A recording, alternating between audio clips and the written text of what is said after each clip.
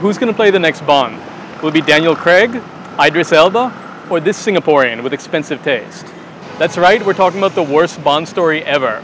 It stars fat men and map, and the villains work by making everyone fall asleep. Let's call it Casino Central.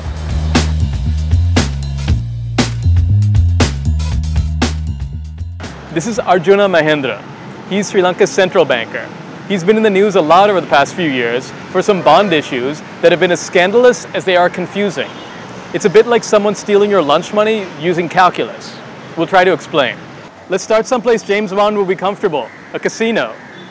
Okay, we can't get in the casino, but we got the chips. These are government bonds, for the sake of our video at least. They're basically just an IOU. So how do you get one of these? Well, let's say this is a 100 rupee bond. I go to the central bank, I give them 100 rupees, and they hold on to it for 10 years. Then I get to keep this as sort of a receipt. Now that's a crappy game, just keeping your money under a cup for 10 years. The way they make it interesting is by giving you a sort of interest. Let's say 10%. That means each year I get 10 rupees in cash.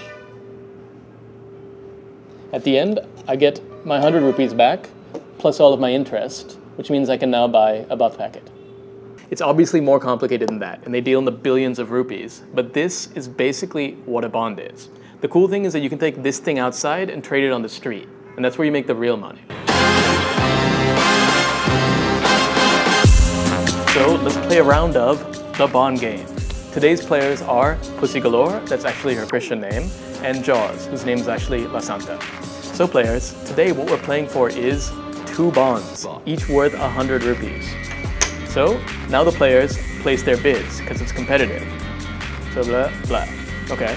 Now their bids come together. I just take the 2 highest ones. I give them their bond.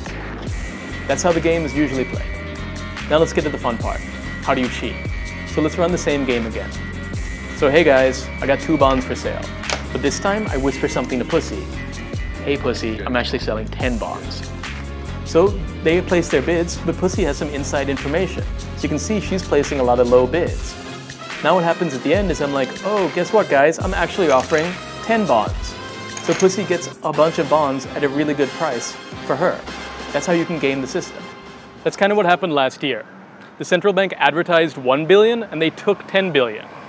Now that's not actually illegal and sometimes common, but it was weird that one player, Perpetual Treasuries, got 50% of those and at a really cheap price.